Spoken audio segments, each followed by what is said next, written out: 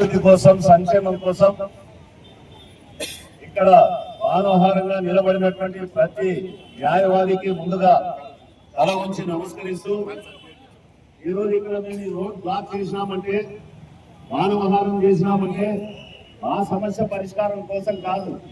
మీరు కూడా ప్రజలు ఎక్కడికక్కడ నిలబడి ఈరోజు న్యాయవాదులు మన కొరకు ఏం చేస్తున్నారు, ఒక 5 నిమిషాలు 10 నిమిషాలు మీకు అసౌకర్యంగా ఉన్నా దయచేసి వినాలని చెప్పి నేను మీకు అందరికీ కోరుతా ఉన్నా. రాయలసీమ ప్రాంతం మొదటి నుంచి కూడా నిర్లక్ష్యానికి గురైనటువంటి ప్రాంతం.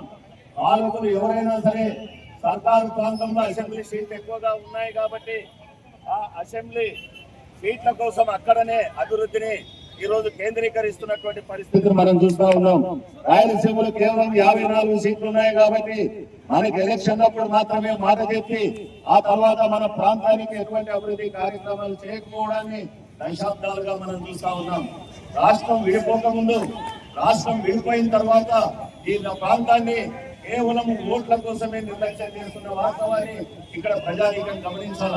మనము ఒకప్పుడు రాజధానిగా వెలుగొందినటువంటి కర్నూలు జిల్లా ఈ రోజు మరి ఒక చిన్న హైకోర్టు బెంచ్ కొరకు పోరాటం చేసేటువంటి పరిస్థితి. ఇదేదో మేము న్యాయవాదులం మా కొరకు మాత్రమే చేయడం లేదు, మన ప్రాంత అభివృద్ధి కోసం చేస్తా ఉన్నాం. ఒక గొప్ప వ్యవస్థ మనకందరికి కూడా తెలిసి కానీ చదువుకున్నటువంటి వాళ్ళకు భారత ప్రజాస్వామ్యంలో శాసనసభ అదే విధంగా మంత్రివర్గం తర్వాత మరి ఈరోజు న్యాయశాఖ, ఈ 3 ప్రధానమైనటువంటి వ్యవస్థలు. ఈ వ్యవస్థల్లో మనకందరికీ కూడా తెలుసు, ఒకప్పుడు మనం రాజధానిగా ఉన్నాం ఆంధ్ర రాష్ట్రానికి. మరి మనం ఆంధ్రప్రదేశ్ కోసం సమైక్యత కోసం త్యాగం చేసి రాజధానిగా పోగొట్టుకున్నాం. రాజధాని పోగొట్టుకున్నప్పుడు మామూలుగా అయితే ఆనాటి ఒప్పందం ప్రకారం అక్కడ రాజధాని ఉంటే ఇక్కడ హైకోర్టు ఉండాలా, ఇక్కడ రాజధాని ఉంటే అక్కడ హైకోర్టు ఉండాలా. ఆ దాని ప్రకారమే అప్పుడు మనకు రాజధాని ఇచ్చి ఆ రోజు గుంటూరులో హైకోర్టు పెట్టారు. తర్వాత మనం త్యాగం చేసిన తర్వాత సమైక్య రాష్ట్రం ఏర్పాటు చేసిన తర్వాత అన్ని హైదరాబాద్కి వెళ్ళిపోయాయి. తర్వాత తిరిగి 2014లో మళ్ళీ మనం రాష్ట్రం మొదటి స్థానానికి వచ్చాం. వచ్చిన తర్వాత అయినా ఆ రోజు నుంచి 2014 నుంచి ఇక్కడ ఉన్నటువంటి న్యాయవాద వర్గం అంతా కూడా రోడ్ల మీద పడి మాకు న్యాయం చేయండి, ఈ రోజు మీరు రాజధాని అక్కడ పెడతా ఉన్నారు కాబట్టి హైకోర్టును మాకు ఇవ్వండి అని చెప్పి దశాబ్దం పైగా పోరాటాలు చేశాం.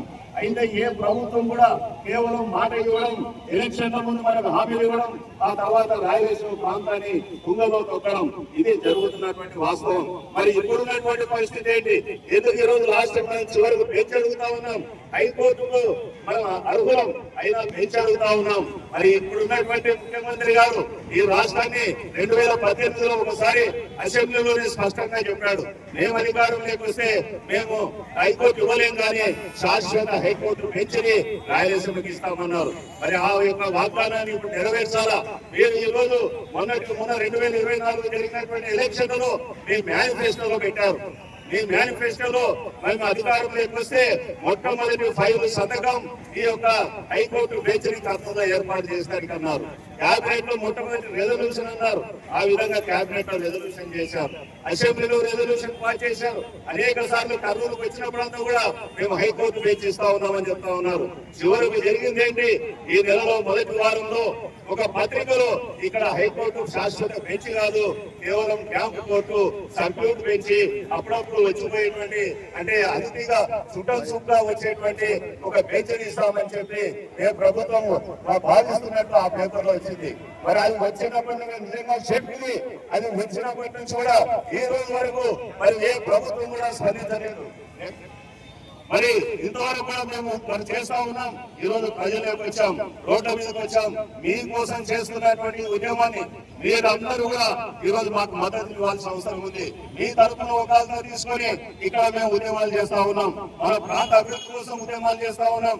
మీరు గమనించండి, ఏదో కోర్టు వేస్తే కొంతమంది వకీలకే లాభం వస్తుందని మీరు అనుకుంటున్నారు, అది తప్పు.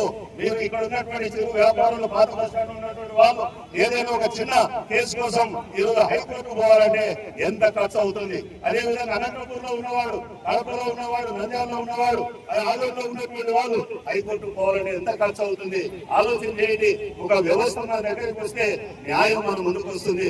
ఈ రోజు మేము అడుగుతున్నది మొబైల్ బెంచ్లు కాదు, సర్క్యూట్ బెంచ్లు కాదు, చక్రాల మీద వచ్చేటువంటి బెంచ్లు కాదు. మాకు కావాల్సింది శాశ్వత హైకోర్టు బెంచ్ కావాలా. మీరు ఇచ్చినటువంటి హామీని మీరు నెరవేర్చలేకపోతే ప్రజల ముందు మీరు దోషిగా నిలబడాలా.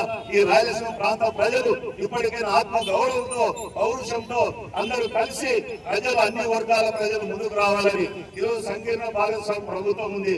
అందరూ మీరు చెప్పిన వారే బీజేపీ పార్టీ అని చెప్తుంది, రాయలసీమ డిక్లరేషన్ ఇచ్చింది, ఇక్కడ హైకోర్టు ఏర్పాటు చేస్తామని. అదేవిధంగా జనసేన నాయకులు కర్నూలుకు వచ్చినప్పుడు ఇక్కడ హైకోర్టుకు మేము మద్దతు ఇస్తామన్నారు. మరి ముగ్గురు కలిసి అధికారంలో ఉన్నారు, కనీసం పెంచుకోలేకున్నారు.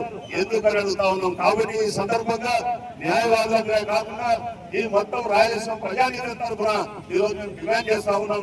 ఇచ్చిన హామీని నెరవేర్చలేకపోతే ప్రజల ముందు తలవంచాల్సిన రోజు మీకు వస్తుందని చెప్పి ఈ సందర్భంగా ప్రభుత్వానికి హెచ్చరిస్తూ, అంతేకాకుండా ప్రజలందరూ కూడా విద్యార్థులు, యువత, ముఖ్యంగా భవిష్యత్తులో వారు అన్ని పనికొచ్చేటువంటి యొక్క మంచి సంస్థను కాపాడుకోవడానికి విద్యార్థులు, యువత కూడా ముందుకు వచ్చి మాకు అందరికీ సహకరించాలని చెప్పి సందర్భంగా మనం చేస్తూ సెలవు తీసుకుంటున్నాం. Thank you.